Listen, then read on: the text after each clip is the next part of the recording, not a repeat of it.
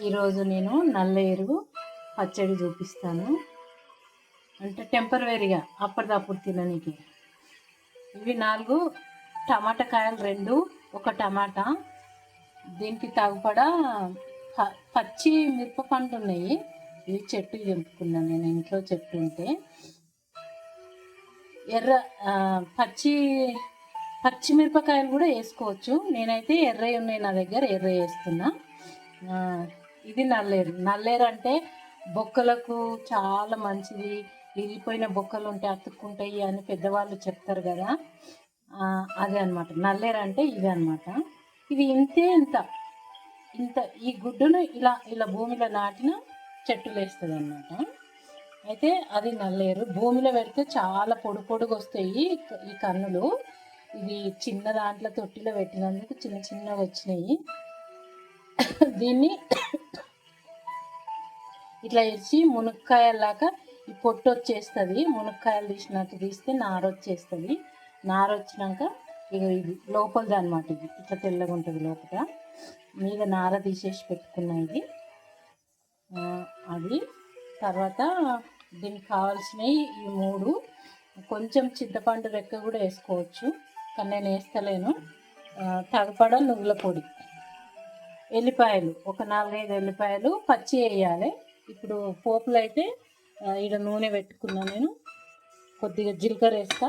జీలకర్ర వేసి ఇవి మగ్గించుకొని పచ్చి ఎల్లిపాయలు వేసి, కొద్దిగా జీలకర్ర పచ్చి ఎల్లిపాయలు వేసి గ్రైండ్ చేసుకుంటాను. చాలా బాగుంటుంది. ఇది ఒంటికి మంచిది. బాగుండు పెట్టి ఒంటికి మంచిదని ఇదైతే నేను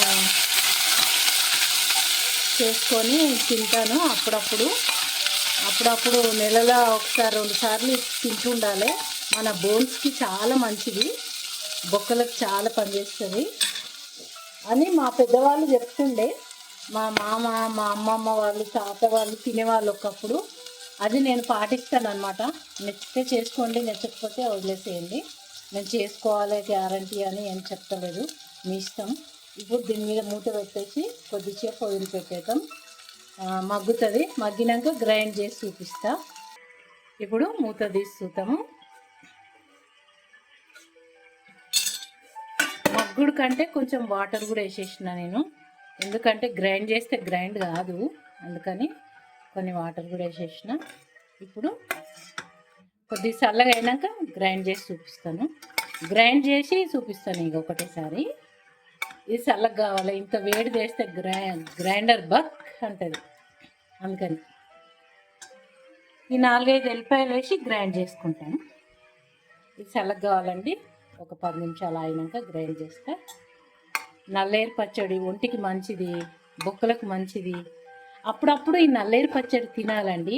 తిని చూడండి, మీరు కూడా తెలుస్తుంది మీకు ఎట్లుంటుంది అనేది బాడీలో. తప్పకుండా తినండి.